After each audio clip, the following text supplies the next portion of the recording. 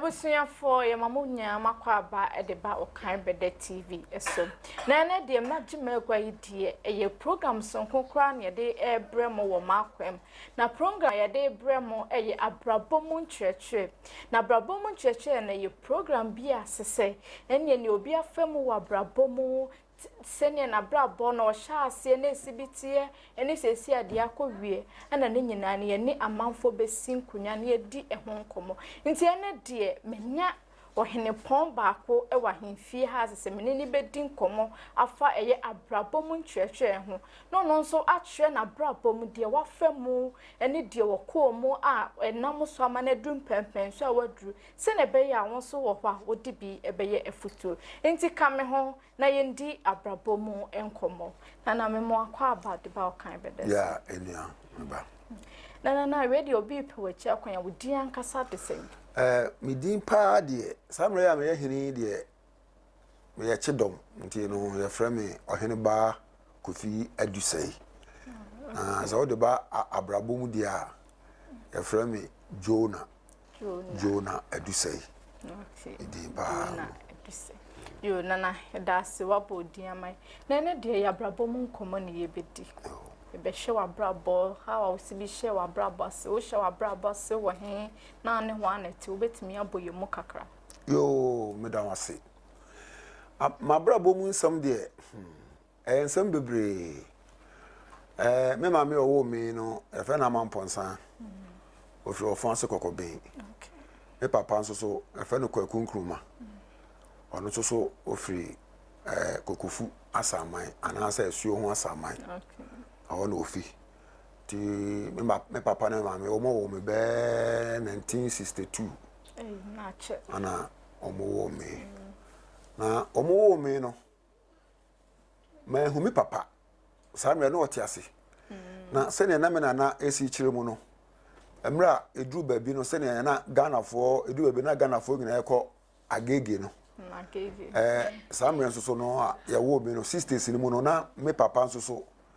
na Abidjan akwantu na abaso se ne agege baso no nti ma me papa no na genso obekọ Abidjan nti anam de me na kan na me kan bi so sa me na me nya hu me papa na me pacho na we de me ntwa na abreko a wona na ka cho se o papa etu kwan kwa agege that time no na okwa Abidjan that time na wona na so anya mfie sai sa mre no na manya be boso me miensa enu nti na me ka se edru ba bi no na me nim me papa okay nti ka be chema be abesi emra me hu me papa okay na chemo ma nti me na me papa bosia sa mre tete pon nan me na kra se ne bufu a ana me so me ye ne rofo a o so wo me to pon nan na ge se o ma me papa pon nan na me papa de tu bata ti enu an se manyini na me mame aneti nti me ko school KO Methodist okay KO Methodist ho na me start school na arawo sam no se me wofa ana ade me ko school okope school kwa mame na okoye no efie de na efra me Kofi Jona na Jona na efra me no me mame awo mu no sofu bi okrofrom ya fa no sofu abodwese am say the deep part of sofu Daniel na o abodwese nti na o me fa na sofu abodwese na sada na mame chire mu no onyinsa me be mfie mienu a na onti me ngome nti ama sofu no na o mame akwankyere sofu no na yere ana je me mame awo e wo na sori fi okrofrom nti mre ewo me no na sofu no aka se akola ide wa che yefunum nti mefra Jona ana me so ewu mi fiada nti ama ye frɛ me Kofi Jona ti Jona ne de enye wo maame no papa ne de to be mum sofo ne de sofo no na ode me to mu se Jona odabo nsu ne yam ana ode me to Jona okay nti efie nyina no ye frɛ me Kofi Jona kopim se mi ko school KO Methodist me wo fa okope school kwa mame no sabi no ko school da okay nti yadi mi duru ho no anase wodi mi duru school mu ho no ebusa nse ye frɛ me sey na me wo fa no ohun din a nti wodo no din na ye frɛ me wo fa no confuse ana wodi confuse no mami nti me ko school ke o maternity nyina no na efre me confuse no na me ko school e ko dru emre bi me dru be P4 ana P5 na enu mu no na me ma meta kire me ba bi a me papa fie wo ehifa Kumasi Kumasi Asanlo town post office that area Abbey's Park area ho so yo Ashtown downtown enti me papa nua bi dey fa no Adabanka na ke tambia no na me ne familiar enti ona menim se na me kura nim se ona oye me papa ananim se o papa no na se me papa na kwa kopie mu wo Liberia ona no wo bo ne bra enti anwumre bi o fie sa de hu ya ne se Mr. Adabanka no abaho oni papa bi awura ye fie ho enti mi drimika eko me papa ho a ye Mr. Adabanka no du Adabanka ne chen na me papa tamo me naka no ofra kwantuo mo na naka se ofi Liberia aba okay ya me papa no tamo me naka se ahoro na ma me hu me papa ankasa enti me papa no baaye no ansa na odi mi din pa e bre me se odi me to o maame wofa a ye fa na Adusei enti efri ho no ye za ase e be fra me Kofi Adusei ana se Jona Adusei enti me ne me papa akotena wo abokom round about obaye wa anko biye obaye no o stay kakra enti me kotana ne nchen wo abokom round about na hwe abokom ne Ashtown na emu no twe efa school sam no samre kra na bus no kwa bus je kapre enti me papa no sa hwe school kwa ma me stadium school boy efa na mankwatia enti eno so me ko school kakra wa mankwatia enti me ne me papa ne yere etia mokom na me ko school mankwatia mu no ano da kro na pa na ana anwumre mpo ena oba no me papa ne ka che me se o papa so o tu kwan enti de enko na me fa nkoma wo maame enti me papa ye no de me bre me maame ti that time ne de na o maame ne o papa ne ho bi no mu ni ho enam se me papa no o tu kwan no onya be 10 years na maame ntene nka okay kopem se emre bi maame bi ba se okọ me papa wo Liberia maame no okofa ne ma fi Liberia enti obeka se me papa se yentwa me picture na yem famre no to me fra me kente twa ni picture ni ade a not no say picture ma me na ba kwa chem papa no ma me na fa anko na o de ase ne dressing mirror anim enti ma me no kwa Liberia na papa ma ne me a na ma me na fa famre adam ma me na ye mobusuani ne na onye abusuani na o kwa Liberia kwan so enti no ko hu mi papa enti oba o ka different story oba no ho ye me na kasa bisa enti de kosi ya ne se me hu me papa na me papa ire dem come me maame no not knowing say me papa at that time no ko America okay we fi Liberia ho o fi Liberia aba Ghana abefa ko America okay nti me papa ko America be somewhere in 1974 75 okay nti o papa fi Liberia ba ya hu no woni ni di endadodo sense so di month dodo san me try ni chembe afi me try ni chembe 1 year and over enu amu na onya akwanya ode kwa America ti nsa bi di mi maame ho na kese me sa ba Ashtown dia ene na kese amankwati anu mi ntimi free ho ensa am school nti o se me sa hwe school fufuro ti me sa ko Methodist back samre no Methodist no kane no na ewo KO ho baby asatena no Methodist school no wo no ba me sa ba second war no na Methodist no ma extend no ni esa ko bi asoro dem ewo emurum baby wo na efra wa twumurum ene o ma na so dan nya wo Kumasi ni wo Kumasi wa na wonu mun kola asem atoda na ekobo abam school no yenko ekotratra baby sa enti ayidie bam am yeyi madi enti ko school no enti no me sign ma me sako pe kwan ma me ewo abrepo local authority ti me ko school kakra so wa abrepo na emu na no so no ayidie bam no so school na onko na na esen yi wadi bi no kra de the whole class na yes ye bobo ye na yes aba na ye nyi nti no ye hwe nkola bi o ye nkola bone a omu etu o mo maka no fo ana omu select se nkola be me san we de ye nya o mu nti ama ye transfer se enko pe school kwan oh nti anu mu na me ma me abre nti o de me ba ofonse kokoben okay e me krom ha ma me be school kakra na ha no de ofanse kokobe na de ba de obre se ne obi ntina na so ne unyana na free ashtown ho ba ofanse kokobe no kransa na me be ba no me ma me na otobayere e wo esrem krobi e fa no kumidi ufiri sarga na akopandai na akokumidi nti ma me de me koto kumidi for 2 years ama kumidi won so no ho na me ko P5 and P6 e wo kumidi na kumidi ho no ay asem bi a meka na eyemani brisem yi pa okay efise kumidi ho no sabe se du anadwo se meda na no hawo oh efise na me ne yarefo ne da oh yarefo a sabe kumidi fo no na se sremfo no kwa no empese omo ne beda no omu mom na omo de me koma omo de me ma no ma me ne da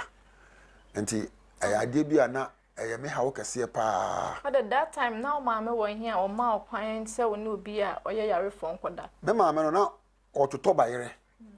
enti ode me ko ye no ode esi bayere ka mu no okwa no ko jam ho no baaye no baaye enti kumidi won de eminya mfie mienu o kumidi wa me ko school ho edu weekends a Saturdays a ye ko afuom ye ko do bayere ase nyina oni ho ana na e ko do bayere ase me ne wo mo a me vese kuani sa de meka no wo ma me ko ja ho na wo ko nya kuani kuani na me ma me eto bayere no ana odi me ko ja no okay nti ni nchen na meti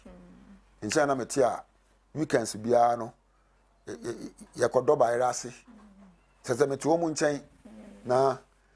ye ko a de wo mu se eto da me so nkoko enkoko e de ko afu yes esremufo no omo ade bi ye fe no denchire ade ede nkoko gumu no efiri sremu ba no ye fe no denchire okay na esremufo no de omo nkoko no gumu na me nko na some esoso omo ma no omo na ye de omo kwafuo ye kwafuo ma na ye bie nkoko no na omo didi wo afuo na se na du se adwumra ye ba na wasa afra wo mo mi na asa be hye ade nu na ya so ade abafie okay nti ho na me ko hu se kosua kra no yetimi tutu kosua ma yedi mane yeye kosua mono yes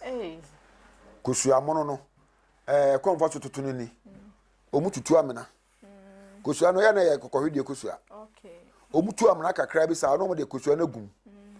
no mo de ahan akata so no mo de nete egu akire no mo suja egu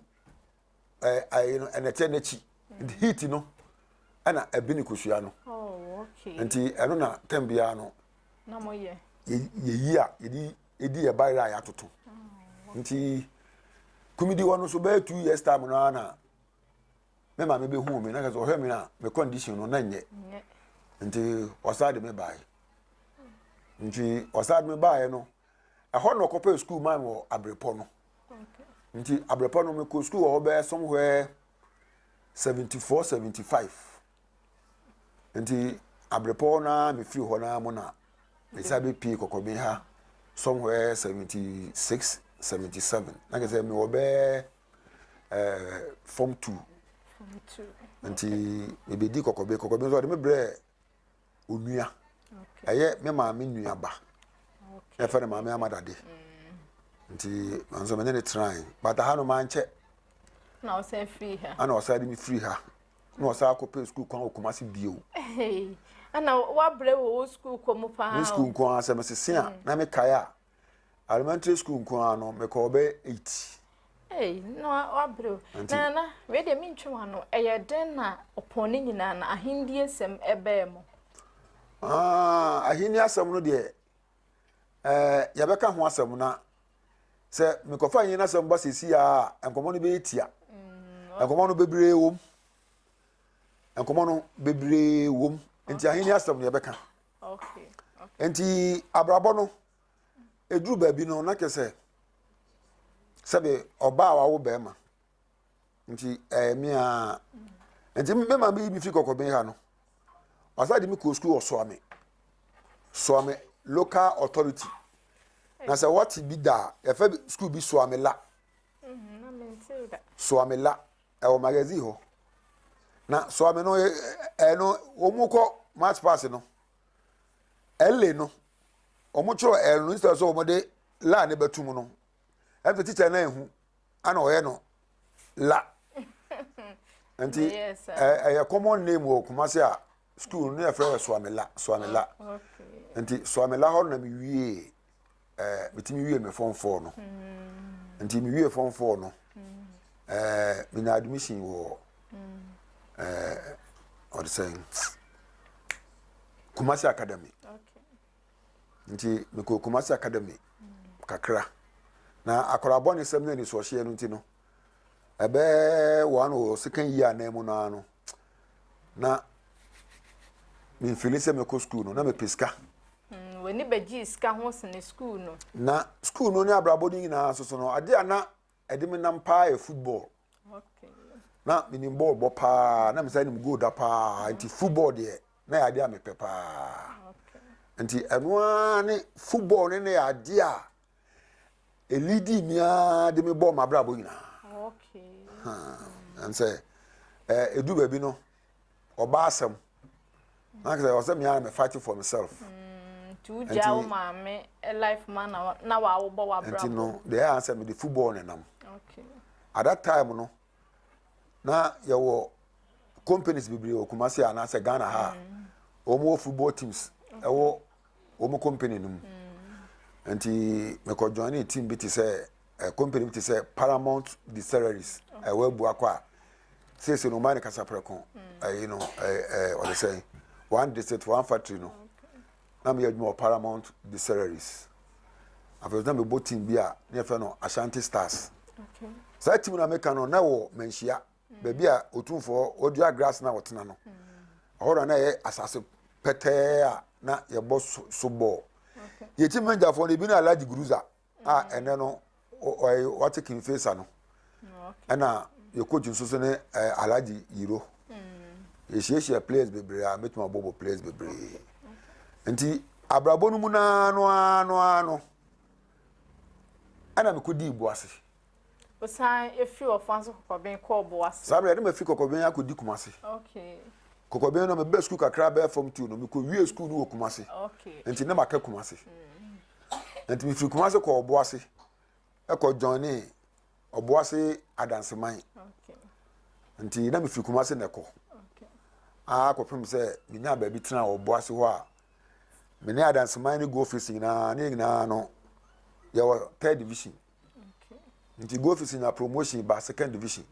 ni nyina ball na mo ball na nti free ho no na me free adanseman na me ko go office na the go office na manning team okay nti me johnny go office 1984 nti ho na go office for no hwehwe adwuma ma me ewo AGC okay nti na me bobo esa ye adwuma nti ho no na abrabo na no ehya ase se de wo ko de meko yo nana nti oponi nyina mu wa brabo mu de wa fa mu osuku se mu ko school wa ha na o ma mesa do ba ha na wo fa de nyina mu no de pa nes asia se obetimi aka de we ye si de mama nnu me ho pa wa brabo de ba de minu ho pa manu me ho pa ye school amanko okay na me di school di agro ebe se enne no se nyame amo ma me anre no ho ama man kusua kakra anka me wo hawo mu ye okay se wuti wiase na wan ko school a se oye oba se oye be ma no e wiase nya wo de okay ti se me te wo na me ye di a na me di ya wo se man ko school no kra ko 64 man ko university eno ne ade a ya na me di ho ya wo pa nti ofoni nya de afutuo na de be ma emaya ne mema o masiso a bia o ma metimi mo mo sika no makotena baabi instead of so mbeko school de afutuo na de be ma o se na be show mo nkran a mo nso be ma o ni abre o mo suku ko no mo pa afutuo a be ma wo mo ba no se kane no na se bo yo ba kra no wan ko school a utimi na be ma ware ena be ma be ware wa obu se odwuma we o ena so bibia is school bibia ena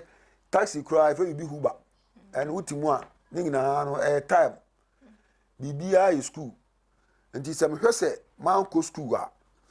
me be bie ni ho a me ma ne di school sem di agro excuse me if say school ya de bia ehia yi pa abrabo no edimi fa ba bi bebre abrabo no edu ba bi no me ye adwuma wo bompless me ye adwuma wo jute me ye adwuma wo timba me papa ekọ abroche no eche o sa bai e be bi timba firm e ma me ko ye ocean timbers bush manager na ye twi ye bunua e wo asenfosu e de kota kra de ko ye shipment ni nyina no se o ye shipment a ho nkrata asem nyina no o so otimi redi o so otimi hu nua o de ko foreign money a wo benya ni nyina ye school sem nti se ni nyina no at that time no se man ko school a anka maha me ho pa ana me papa tena America for 40 years na ofa kwan bia se metima ba America ba me hu se school sem ana antima me manko if say at that time se me ko school a ebi anka university bi kura no menya scholarship anka me papa na ka se bia obebo me na memra ho na ka menya kwan akodi ho se ne me baba ko wafa to scholarship akwakodi America no enti mesre mo amosi so no school ya die bia ehia pa ma hu obi a woni maame ni papa enso so ono nam kwa hodo so a o hwe no ho if say one ko school a ebedu babi no untimi nko bio na edu babi a obi kura de ka seresem tete no enipa bebre kwa brochira yesa asan e wo mo na ya de keto abi o afani ya hunu bie abrochire no entrance no na ya hwehwe eni achro exiat ana wan ko school enti onim se exiat no ho ye kwan enti okwa road ni track of my hwe no pan boni se o bodam sa ko okrom enti eno chese so uko school aka bon sa ha entrance na ha ye fa na se ye mfa ha enti obinwum oboye no ese ka mesa ya akola bie wa nka mfu so am ye no nka me nsa anye bio enti mesra mi nu am keto ma mo ba se school sam de obia nse no so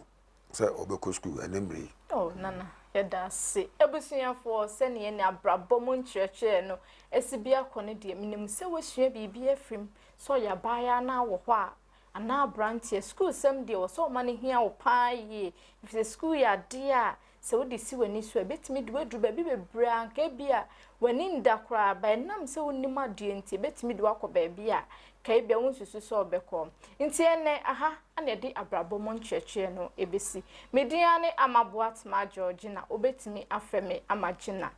da se ne yesanem behia ewo okan bede so makra